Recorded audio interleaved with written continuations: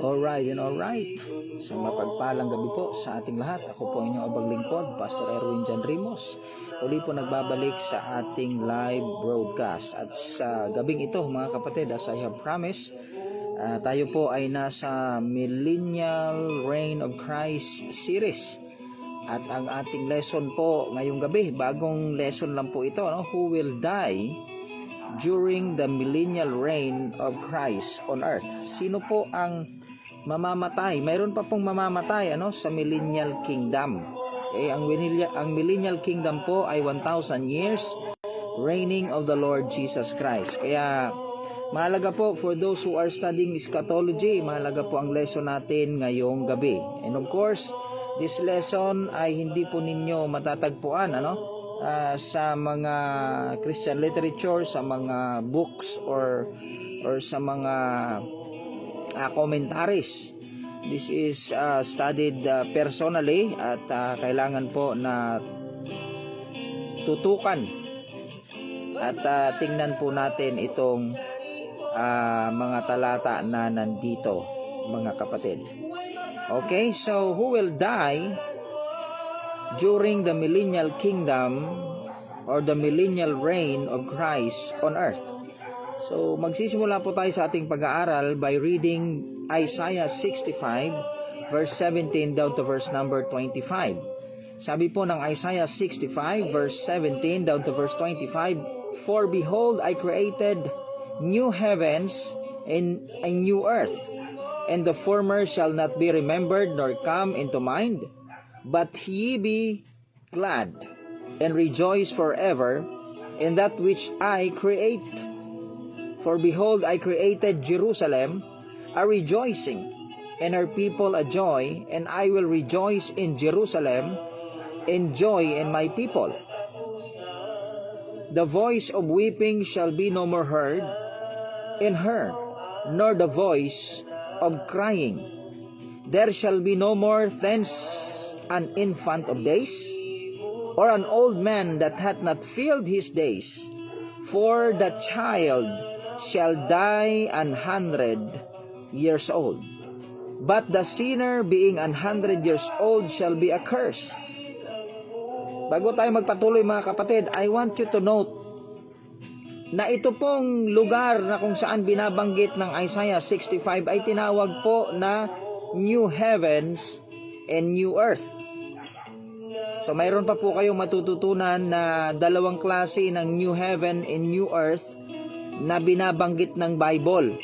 Okay, kaya mahalaga po na nag-aaral tayo ng salita ng Diyos dahil meron pong mga bagay na dapat nating makita at dapat nating matutunan na mas malalim na pagkaunawa.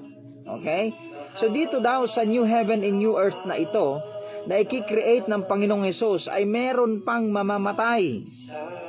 Ang mamamatay ay mga bata na mamamatay sa kanilang 100 years old or 100th birthday. Kaya dapat pinapansin natin yan mga kapatid habang tayo po nagbabasa ng Bible. For the child shall die 100 years old, but the sinner, child po yung sinner na binabanggit, being 100 years old shall be accursed, and they shall build houses and inhabit them, and they shall plant vineyard and eat the fruit of them. They shall not build and another inhabited, and they shall not plant and another eat.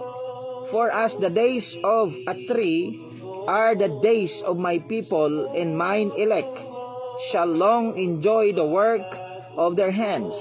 They shall not labor in vain, nor bring forth for trouble, for they are the seed of the blessed of the Lord, and their offspring with them.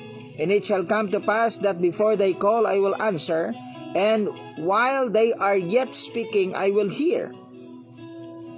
The wolf and the lamb shall feed together, and the lion shall eat straw like bullock. Ayan po, tingnan ninyo. The dust shall be the serpent's meat.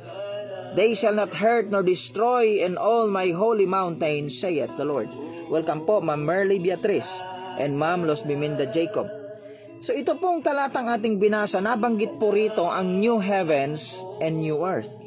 Pero pag binasa po ninyo pababa mga kapatid, meron pong mamamatay na 100 years old.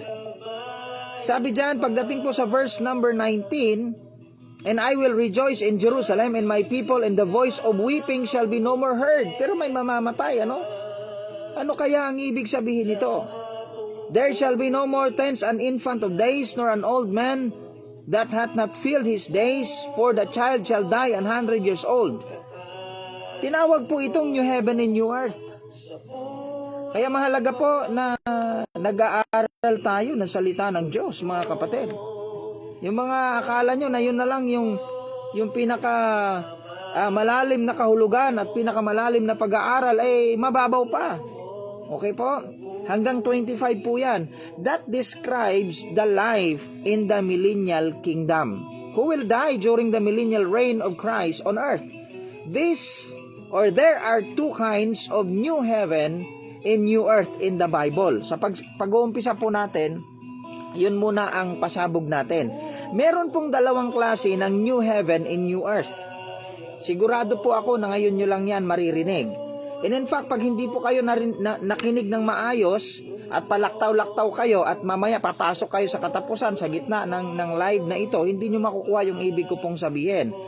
But to tell you mga kapatid, meron pong dalawang klase ng new heaven and new earth na tinawag ng Bible. Okay? Let me explain a little bit mga kapatid. Isaiah 65 verse 17 to 25 ay meron pong nabanggit na mamamatay. So hindi po ito po pwede sa eternity. Kasi sa eternity wala nang mamamatay. Etong millennial kingdom mga kapatid, meron pa pong mamamatay. And so magkaiba po ang millennial kingdom sa eternal kingdom. Okay? So Isaiah 65 verse 17 to 25 ay tinawag po na new heaven and new earth, pero may mamamatay, 100 years old. The millennial kingdom, 1,000 years reign of Christ on earth. The child shall die 100 years old. So dyan po yan sa millennial kingdom. Kasi hindi pa po eternity ang millennial kingdom, 1,000 years lang po yan. Meron po yang expiry date. Okay? So mahalaga po na ating malaman yan at matutunan. Zechariah chapter 14, ito pa po, isa itong specification sa millennial kingdom. Verse 16, and it shall come to pass that everyone that is left of all the nations. Ayan, judgment of the living nation po ang pinag-usapan sa itaas. Yung matitira sa lahat ng nations na matatagpuan sa Battle of Armageddon at the end of the tribulation period. Welcome po, Pastor Enifrias from La Carlota City. Zechariah 14, sabi dyan, yung maiiwan na survivor na sheep nations. These nations which came against Jerusalem shall even go up from year to year to worship the King, the Lord of hosts, to keep the feast of tabernacles. Okay? So ano pong ibig sabihin nito? Magkakaroon po ng yearly worship sa Jerusalem. Ano po yan? Millennial kingdom po yan kapag ka yearly worship. Kapag ka everyday worship, eternal kingdom. Okay? So, alam niyo po ba na merong ganyan na mga detalye sa pag-aaral sa eschatology? Pansinin po ninyo, Zechariah 14, basahin natin yung prior verses. Pag inaral niyo po yung Zechariah 14, prior verses, malalaman po ninyo na magkakaroon ng judgment of all the nations pagkatapos po ng Battle of Armageddon. Okay?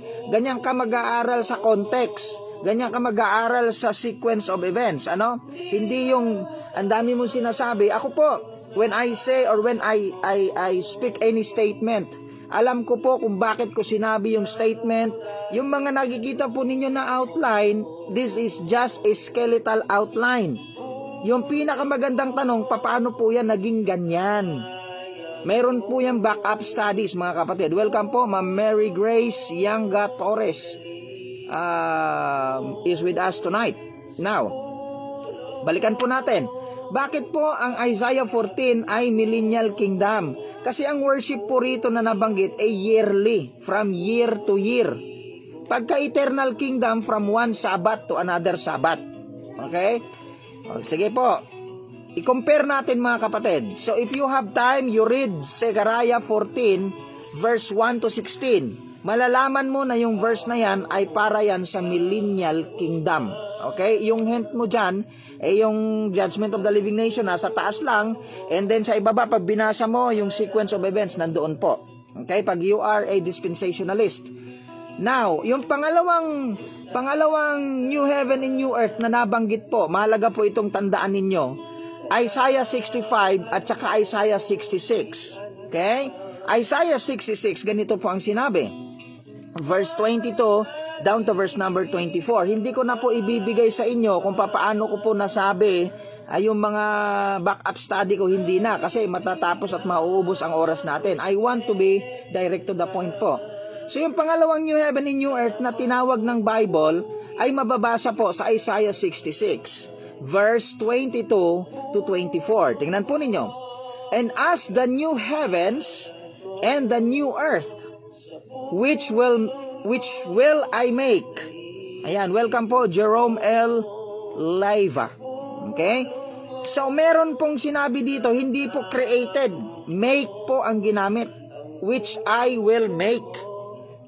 Shall remain before me, saith the Lord, so shall your seed in your name remain, and it shall come to pass that from one new moon to another, and from one Sabbath to another, shall all flesh come to worship before me, saith the Lord, and they shall go forth and look upon the carcasses of men that have transgressed against me, for their worm shall not die, neither shall their fire be quenched, and they shall be an abhorring unto all flesh.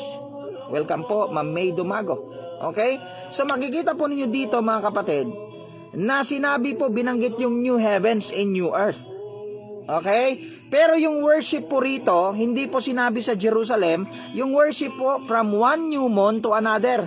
From one Sabbath to another Sabbath.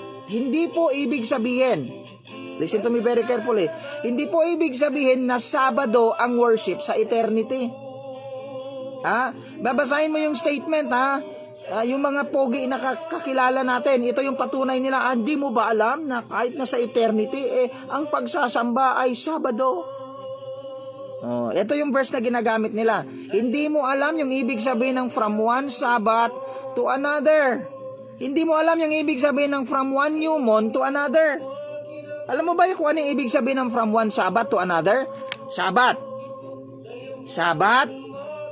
From one Sabbath to another Sabbath. Ilang days ba yung linggo? 7, di ba? One Sabbath. Yung sunod na araw, hanggang babalik ulit sa Sabbath. Ibig sabihin, every day, forever and ever. Dalawa po ang tinawag na new heaven and new earth, mga kapatid. Yung worship po sa millennial kingdom ay yearly. Yung worship po sa eternal kingdom ay everyday, forever, and ever. Paano ko po nalaman? Yung Isaiah 66 ay walang mamamatay. Yung Isaiah 65 may mamamatay. Tinawag na new heaven and new earth. Alam niyo po ba kung bakit tinawag na new heaven and new earth yung Isaiah 65 pero may mamamatay? Hindi mo yan pwedeng i-apply sa eternal kingdom, eternity future, kahit na sino ka pang magaling. So there are two kinds of new heaven and new earth na tinawag po ng Bible. Ang millennial kingdom by which meron pang mamamatay ay tinawag na new heaven and new earth, created. Yung isa naman, Isaiah 66, eternal kingdom ay tinawag na new heaven and new earth, make. Yung mga magrereklamo po sa comment section, kayo magreklamo. Eternal worship every day from one Sabbath to another Sabbath, from one new moon to another new moon. So ano po ang kaibahan? Yung worship. Ano po yung kaibahan? Millennial kingdom may mamamatay, new heaven and new earth din ang tawag. Yung eternal kingdom, wala nang mamamatay. Pero, may kasabay na pinaparusahan sa eternal damnation. Tingnan po niyo Isaiah 66, verse 24. Tingnan po ninyo, Isaiah 66, verse 24. Basahin ko po. And they shall go forth and look upon the carcasses of men that have transgressed against me, and their worm shall not die, neither shall their fire be quenched. And they shall be an abhorring unto all flesh. Alam nyo ba kung ano yan? Lake of fire yan, mga kapatid. Sino yung mga nandyan? Yung mga unsaved nandyan sa lake of fire, kasabay ng eternity, eternal kingdom. Welcome po, Ma'am Mildred Gerdon Tahonera from Morsia. Alam nyo ba yung lesson na ito? Hindi po ito makikita sa kahit na anong bookstore.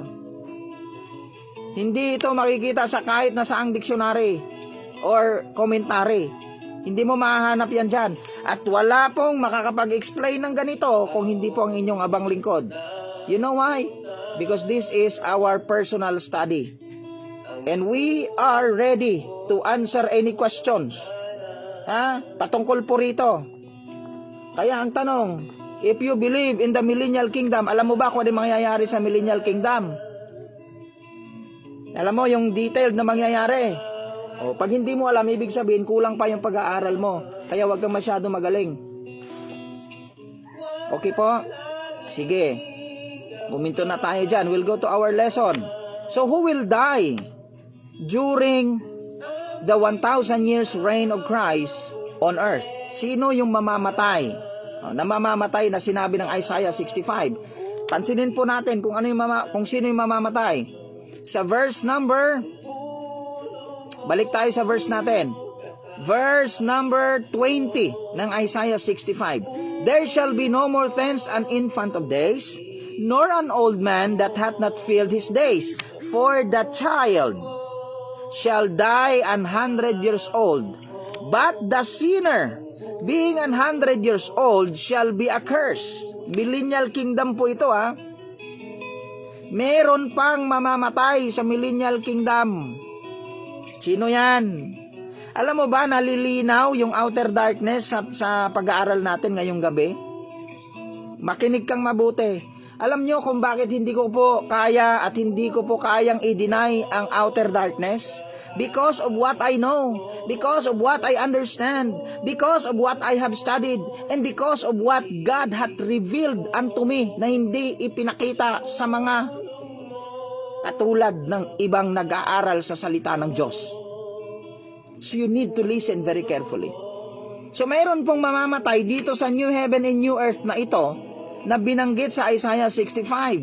Hindi mo pwedeng ilagay ito sa eternal kingdom because it will go against the nature of the eternal kingdom. Kaya nga eternal Okay?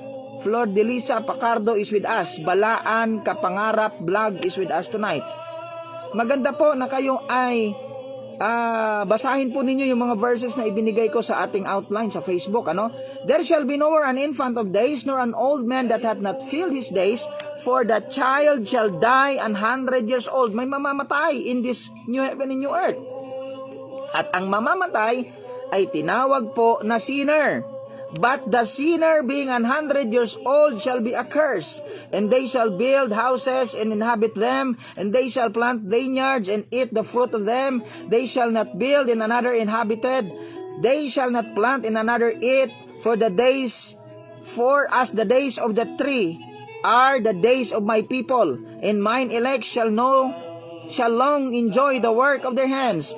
They shall not labor in vain, nor bring forth for trouble, for they are the seed of the blessed of the Lord, and their offspring with them. Tingnan po ninyo ang verse 24. And it shall come to pass that before they call, I will answer, and while they yet speak, I will hear. Tingnan nyo yung 25, millennial kingdom po ito. The wolf and the lamb shall feed together, and the lion shall eat straw like bullock. Magiging herbivores ang mga hayop rito. At walang masasaktan, pero may mamamatay. Welcome po, Sir JP Arienza. Ma'am Lota Nininyo, welcome po, welcome. So mahalaga ang lesson na ito. Alam mo ba na sa Millennial Kingdom may mamamatay? Alam mo ba kung sino yung mamamatay sa Millennial Kingdom? Ay, hindi ko alam, pastor. Mag-aral ka. Huwag mong palabasin na may alam ka pero wala ka rin palang alam. Okay po? Okay, the dust shall be the serpent's meat. They shall not hurt nor destroy in all my holy mountains, saith the Lord.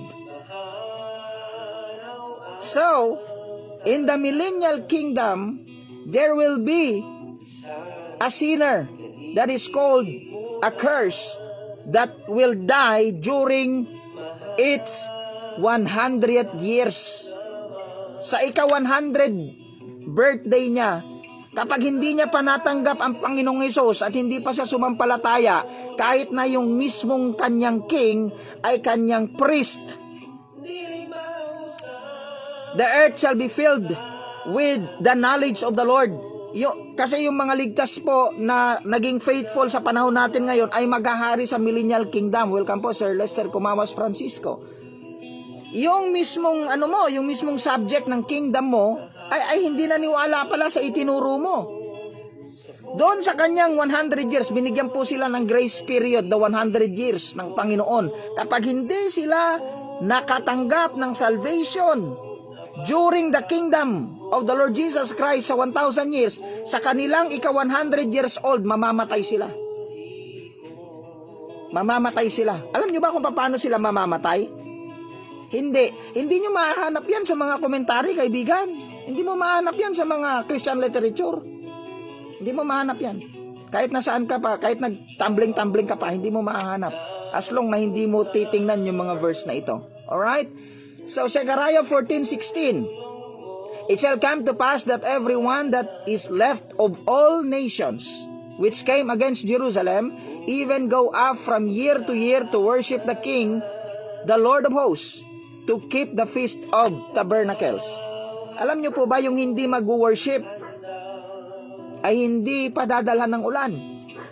Yung mga anak na matitigas ang ulo nung mga sheep nations na nakapasok sa Millennial Kingdom galing sa Great Tribulation period na magiging matigas hanggang 100 years, mamamatay po sila sa Millennial Kingdom. Nakuha nyo na po ba yung ganyang klaseng katotohanan? Ang magandang tanong po ninyo ay, bakit may ganyan, pastor? Papaano na yung mga verse na sinasabi nyo ay Millennial Kingdom yan, at saka yan nga ang mangyayari? O diba, dapat ganun ang tanong mo. Basahin mo yung context ng Zechariah 14 at saka Isaiah 65. Diyan mo malalaman na yung mga ginagamit natin na verse sa mga lessons natin ay inaral natin ng husto, at inaral natin ang context, inaral natin ang eschatology, inaral natin lahat ng doctrine na para hindi sila magkaaway-away. Oh, ganyan po. Sige. Isaiah 66.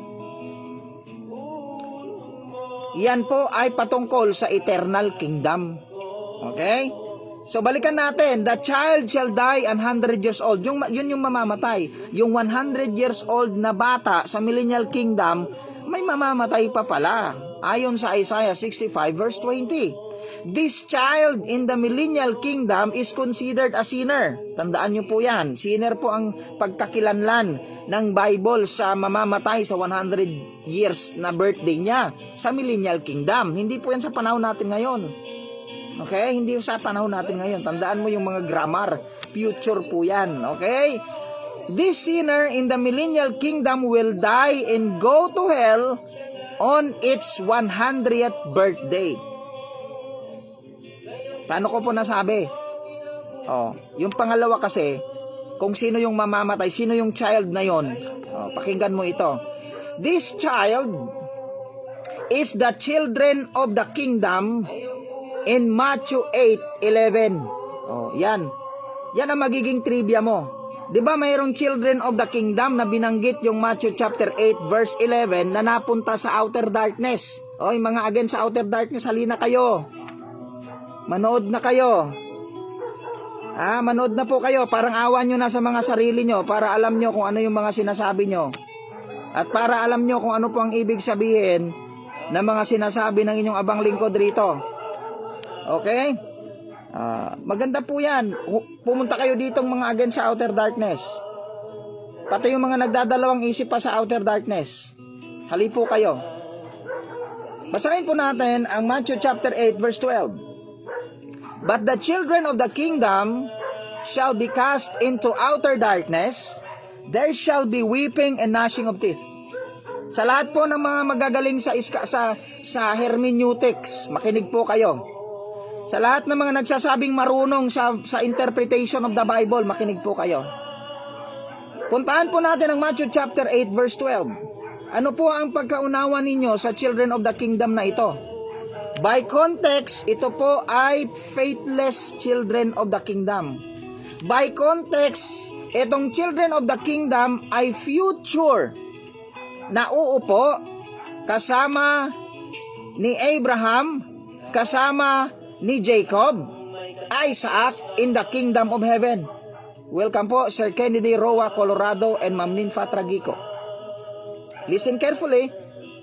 Verse 11 ng Matthew chapter 8, I say unto you that many shall come, future tense po yan, from the east and the west, and shall sit down with Abraham, and Isaac, in Jacob, in the kingdom of heaven.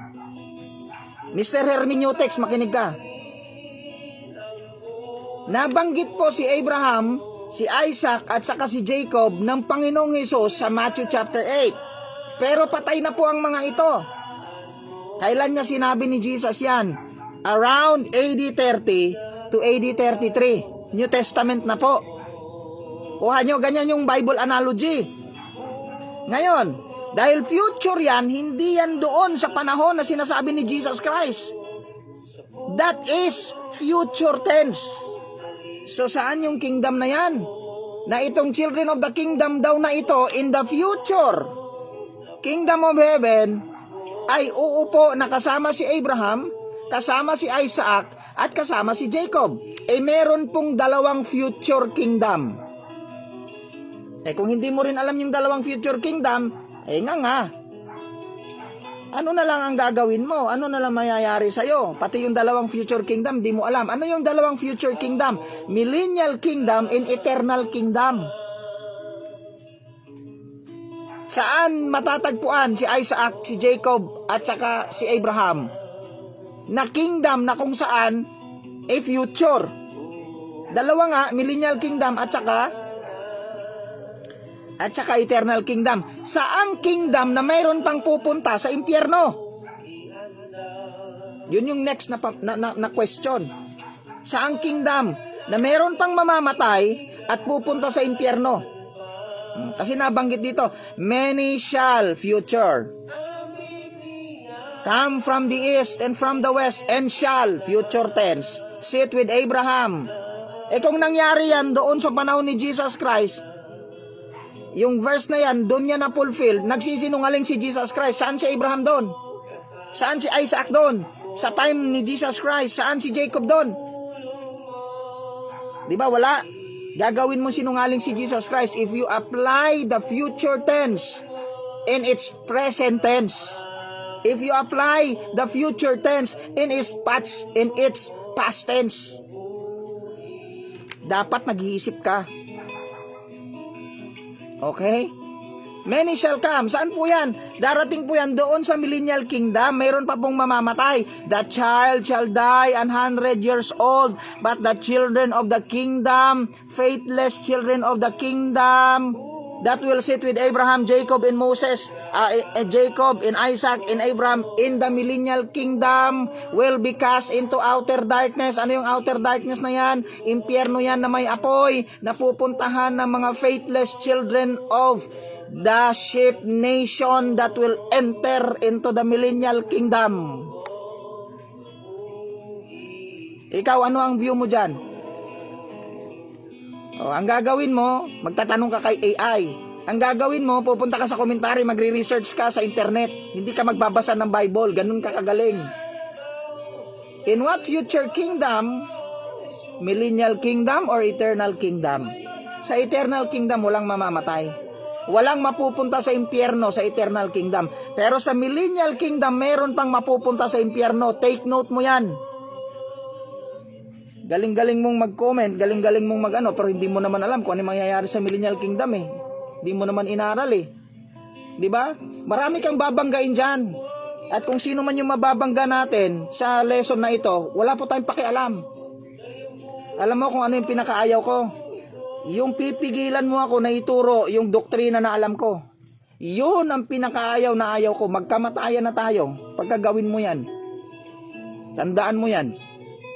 In what future kingdom, millennial or eternal kingdom, the faithless children of the kingdom, the faithless children of the millennial kingdom will die and go to outer darkness for sinners with flame or hell with flame. Yan. Diyan ka mag-alburuto if you are against that statement. Saan mo yan ilalagay? Diba? Yung gagawin diyan ng mga magagaling. Ako pastor kasi gagamit ako ng ng rule ng first mention. Kung ano daw yung first mention, yun daw yung pinakaibig sabihin ng ng word. Talaga? Talaga? I-apply ko yan ha. Makinig ka, yung first mention na sinasabi mo sa hermeneutics, i-apply ko sa lahat. Kailan sinabi yung Adam? Genesis. Nung sinabi yung second Adam, ang ibig bang sabihin ng second Adam ng New Testament na tumutukoy sa Panginoong Hesus ay si Adan mismo yon? Kasi yun yung pinaka first mention, yun yung pinaka meaning niya. Nako, hindi mo alam yung hermeneutics talaga na biblical kung ganyan ka. Iko-connect mo lahat ng mga verses, iko-connect mo lahat ng mga terms. Iko-connect mo, titingnan mo yung mga classification, titingnan mo yung connection, titingnan mo yung comparison, iko-compare mo. Ano yung classification? Aaralin mo from Genesis to Revelation. Para alam mo, merong two kinds of Adam. The first Adam, earthly. The second Adam is heavenly. Talks about the Lord Jesus Christ. Hindi mo yan pwedeng i-deny. So, may classification po yan. So, ulitin ko po, babasahin ko po. This child is the children of the kingdom in Matthew 8:12. Matthew 8:11, many shall come from the east and the west and shall sit with Abraham, Isaac, and Jacob in the kingdom. Saang kingdom? In what future kingdom? Millennial or eternal kingdom? Ang sagot po, millennial kingdom. The faithless children of the millennial kingdom will die and go to outer darkness for sinners with flame or hell with flame. Ang outer darkness po na pinapaniwalaan ko ay tatlo. Etong tatlong outer darkness na ito ay ang tatlong partition ng impyerno. Abraham's bosom, Great Gulf Fix, bottomless pit, tsaka hell na may apoy. Yan po ang outer darkness na pinapaniwalaan ko, hindi po lake of fire. Yung naniniwala sa lake of fire, yun yung na outer darkness, yun yung mga kulang sa pag-aaral. Huwag nyo kaming isama sa kanila. Huwag nyo po akong isama sa kanila. Hindi po ako naniniwala ng outer darkness ay lake of fire. Kasi kung ang outer darkness mo ay lake of fire, ang unang tanong dyan, kailan mapupunta yung children of the kingdom? Kailan mapupunta yung servant unprofitable? Kailan mapupunta yung friend without wedding garment? Sa outer darkness na lake of fire. Sagutin mo, pogi. Tingnan ko kung masagot mo. Pag nasagot mo, ipaliwanag mo yung sagot mo. Yan ang cross-examination. Pwede mong gamitin yan sa symposium. Kung mag-aaral ka, ang dapat gawin is symposium. Pero kung makikipagdebate ka, panalo ka na. Kalaban mo yung sarili mo sa debate. Bakit pa ako makikipagdebate sa isang taong kulang ang kaalaman? Di ba? If you know na mas lamang yung nalalaman mo, bakit ka pa makikipagdebate? Ganyan lang po yan. Makikipagdebate ka, baka kasi nagdadalawang isip ka sa alam mo. Okay po, let's go to the third point. These children of the kingdom are the children of the survivors from the Great Tribulation period na nakapasok sa Millennial Kingdom na hindi namatay. Kasi yung mamamatay sa Great Tribulation period, mare-resurrect po yun, mara-rapture sa mid-trib rapture. Yung beheaded witnesses, 144,000 post-rapture Moses and Elijah. Lahat ng mga yon ay incorruptible body na po. Pero meron pong makakapasok sa millennial kingdom galing sa Great Tribulation period na sheep nation na hindi po nakaranas ng physical death. Papasok po sila na merong physical body at manganganak sa millennial kingdom yung kanilang anak sa ika 100 years old kapag hindi pa po nakatanggap sa Panginoong Hesus at hindi pa naligtas. In that 100 years grace period, mamamatay. Pagkamatay po nila, ang kanilang kaluluwa ay pupunta sa outer darkness or impyerno na may apoy. Matthew 8:11 to 12. Ang kanilang katawan, alam mo ba, ay matutunaw? Dito sa millennial kingdom, listen to me very carefully, dito ka makakakita ng cremation alive. Alive cremation. Buhay pinimik. Yung cremation sa Bible yan. Hindi lang nakita ng mga lord. Bakit na munang mabuti sasabihin ko, malapit na yan. Okay, Matthew 25:32. Pagkatapos po ito ng Great Tribulation period. And before him shall be gathered all nations. O sheep and goats po ito. Huwag mong i-apply ito, Mr. Logic.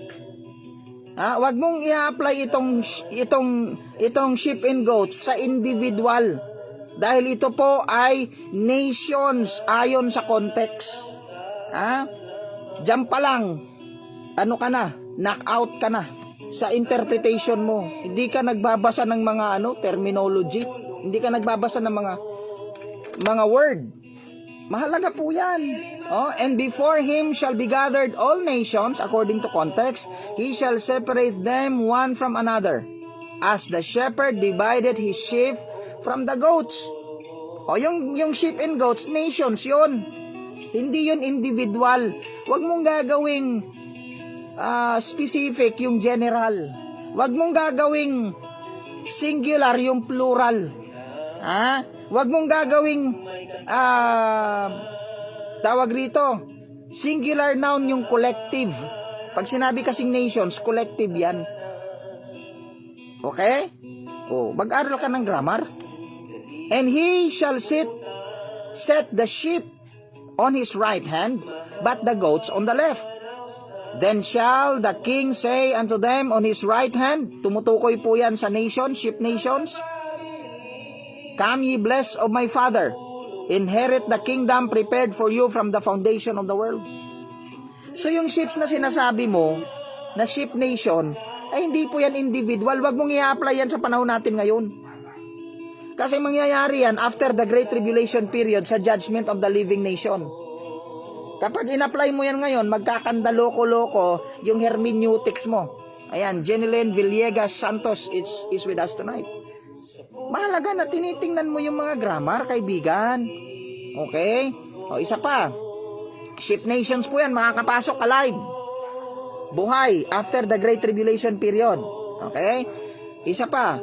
Matthew 13:24 to 30. Ito yung katumbas niya. Another parable he put forth unto them, saying, the kingdom of heaven is likened unto a man which sowed good seed in his field.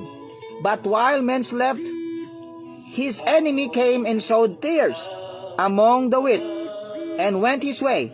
But when the blade was sprung up and brought forth fruit, then appeared the tares also.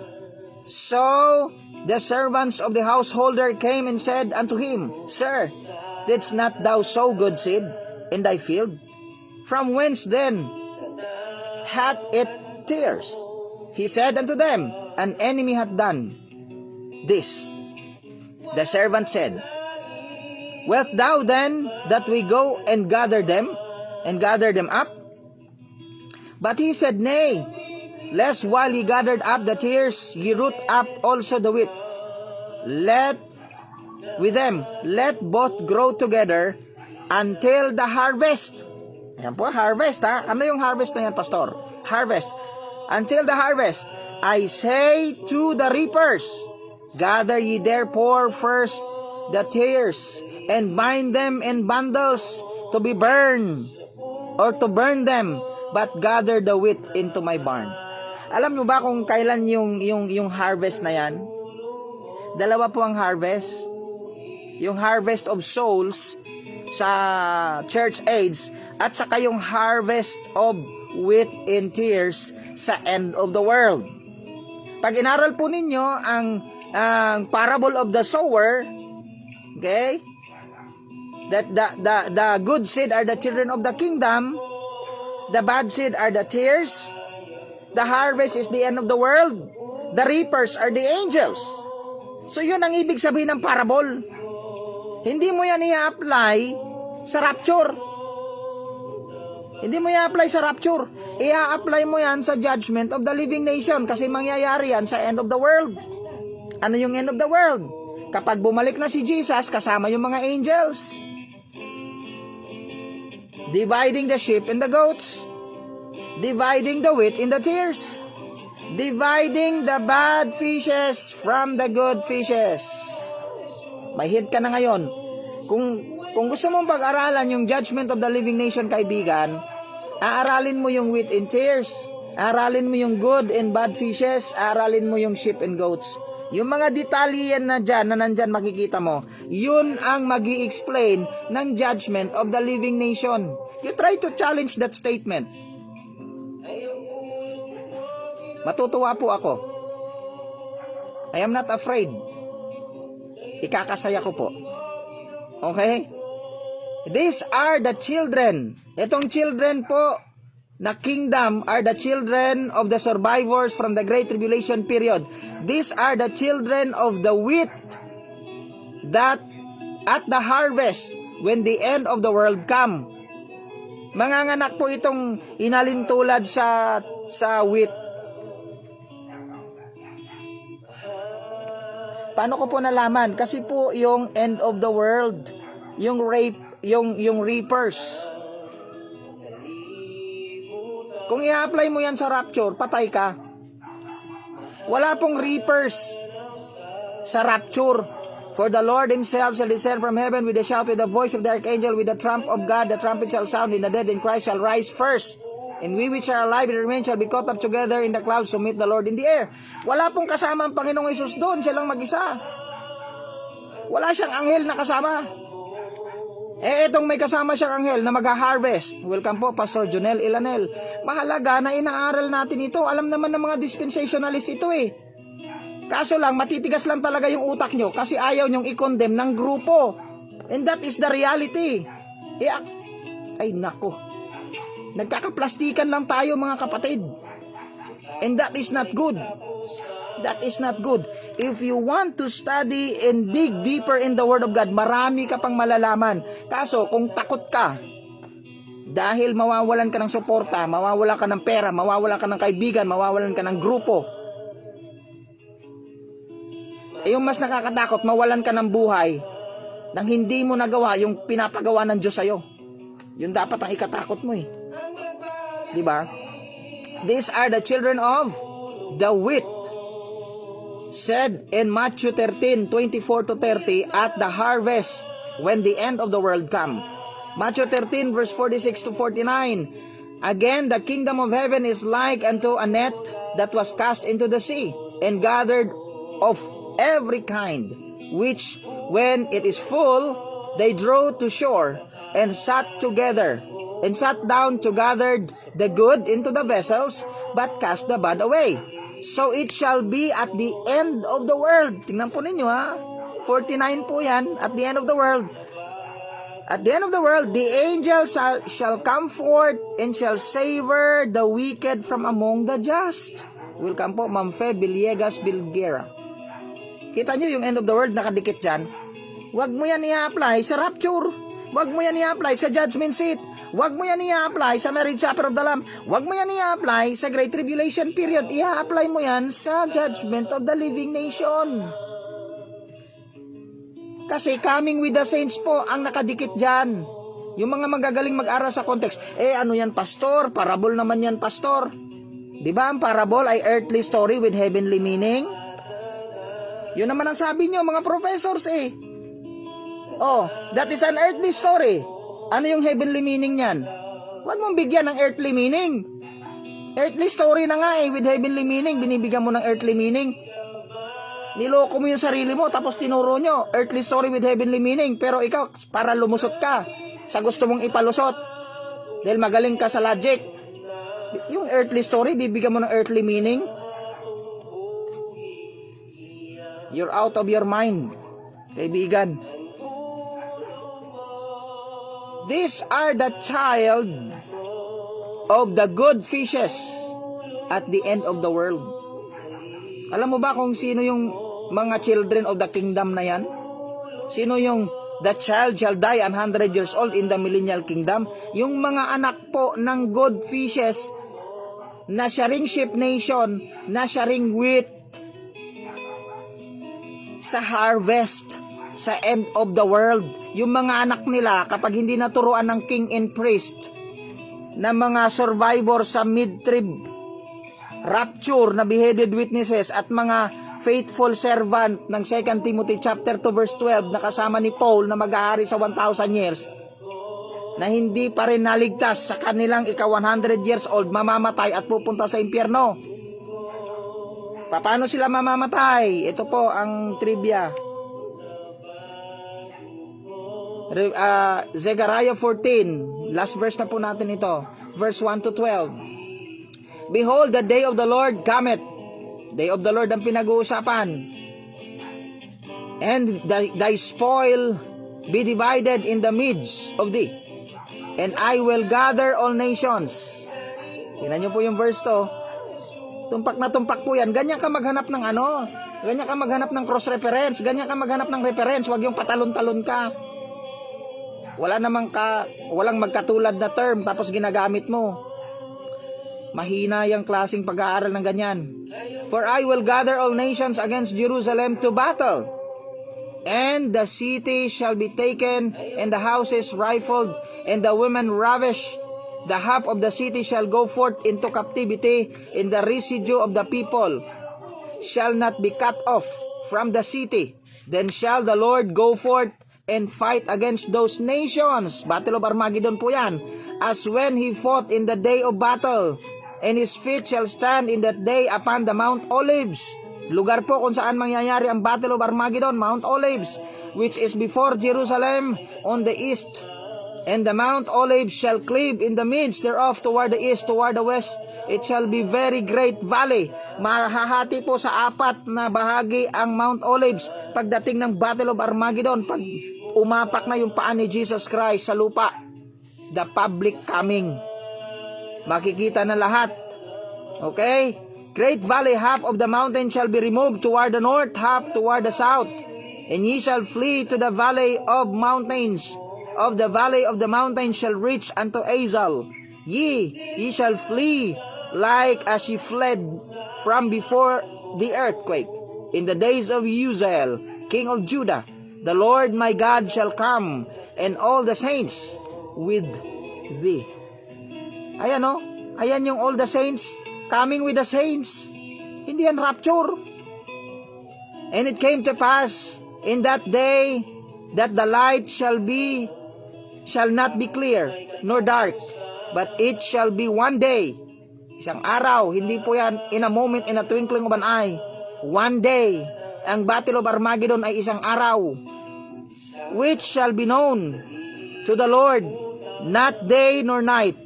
But it shall come to pass that at evening time, hindi araw, hindi gabi, pero magtatakip silim.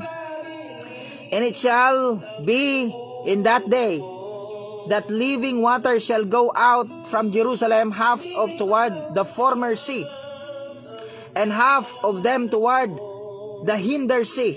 In summer and in winter shall it be. And the Lord shall be king over all the earth. And that day shall there be one Lord, and his name one. And the land shall be turned as plain. Magiging flat earth. Biblical po ang flat earth. Pagdating ng Battle of Armageddon, lahat ng bundok mawawala. Lahat ng valley mawawala. Mag-iisa na lang ang lalabas. Mountain of Jerusalem. From Gibeah to Rimnon, south of Jerusalem, and it shall be lifted up and inhabited, in her place from Benjamin's gate unto the place of the first gate, unto the corner gate, and from the tower of Hanael unto the king's wine presses. Then men shall dwell in it, and there shall be no more utter destruction, but Jerusalem shall be safely inhabited, millennial kingdom, and it shall be the plague wherewith the Lord shall smite all the people that have fought against Jerusalem. Their flesh shall be consumed away while they stand upon their feet, and their eyes shall consume away, and their holes and their tongue shall be consumed away in their mouth. Paano po sila mamamatay? Nakatayo sila, maaagnas sila ng paunti-unti na magiging live cremation. Nakita mo ba yung katotohanan na yan sa pag-aaral mo? Hindi, kasi kung ano-anong inaaral mo, hindi mo naman talaga inaaral yung mga detalye. Kung meron ka man natututunan, kunti rito, kunti roon, kunti dyan, little knowledge is dangerous. Huwag kang masyadong magiging mayabang sa alam mo, dahil baka konti pa yan. Tayo po, we know what we're talking about. And we know why. We know how. Kung ngayon ka lang mag-aaral ng patungkol sa Millennial Kingdom, huling-huli ka na sa balita. Welcome, Ma'am Phoebe Hernandez Santos Celdes. Diba? Aralin nyo po yung verses na ibinigay ko po sa inyo sa ating Facebook page. This live broadcast will be erased after 30 days. Kaya mahalaga, kung gusto mong aralin ito, i-download mo ito para hindi mawala. Pwede mong aralin ulit. Kung gusto mong pabagsakin, gusto mong sirain, i-download mo pa rin para may basihan ka. Sa lahat ng mga sinabi ko, maghanap ka ng mali, ikakagalak ko. I am not afraid. 100%. Hinahanap ko nga yan eh. Okay po, so salamat mga kapatid. Ang yabang mo naman, pastor. Okay lang yan. Kung para sa'yo mayabang, hindi mayabang. Alam mo, kung hindi ka magiging matapang, tatakutin ka ng mga nagmamatapang-matapang. Kaya kung matapang ka, subukan mong mag-live.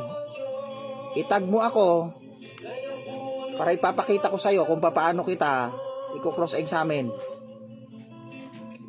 Ha? Ganyan lang yan. Baka magaling kang mang-bash, pero kapag ikaw ang i-bash, baka mamaya. Diba? Di mo kayanin. So mga kapatid, sino yung mamamatay sa Millennial Kingdom? The child shall die 100 years old. The child of the sheep nations on its 100 years. The child of the bad fishes, the good fishes. The child or the children of those that are called the wheat in the parable of the sower. Okay, so yung mga anak nila, makakapasok po kasi mga yan sa Millennial Kingdom na hindi nakaranas ng rapture. Yan po yung mga grupo na yan, yung tinawag na he that endureth unto the end, the same shall be saved. Diyan po yung verse na yan magagamit sa sheep nation, sa wheat group, at saka good fishes. Yung nag-endure unto the end. Kailan sila nag-umpisa? Sa tribulation period. Kailan sila nagtapos? Dalawa yung pagtatapos nila. End of their life, beheaded witnesses. End of the tribulation period, sheep nation, wheat group, at saka good fishes. Sa tribulation period po, merong magsusurvive na buhay pero mapupunta sa lake of fire. The goats, the bad fishes, and the tears. Buhay sila na itatapon sa lake of fire. Baka mabigla ka pa dyan sa statement na yan. Dapat mo yan aralin. Okay? Kung saan mo yan i-apply. If you are not a dispensationalist, hindi mo mare-reconcile ang Bible. Sabihin ko sa'yo. Kapag mali yung pagkasunod-sunod ng events sa eschatology mo, hindi mo mare-reconcile lahat ng truths of the Bible. Kasi ang pinakapundasyon, yung skeletal system ng buong Biblia ay eschatology. Eternity past to eternity future. Pag hindi mo alam yung sequence of events, o meron kang sequence of events na alam, pero putol-putol, hindi mo mauunawaan yung mga doctrine na malalim. Kaya mahalaga, tanong mo muna, ano ba yung eschatology ko? Wag mo nang pag-aralin yung eschatology kasi hindi pa naman yan mangyayari ngayon. Yan po yung mga reasons na mga ayaw mag-aral. So kung ayaw mo na mag-aral, wag ka nang magdi-disturb sa mga nag-aaral na maayos. Maging kontento ka na lang sa alam mo. Ulit-ulitin mo na lang yung alam mo.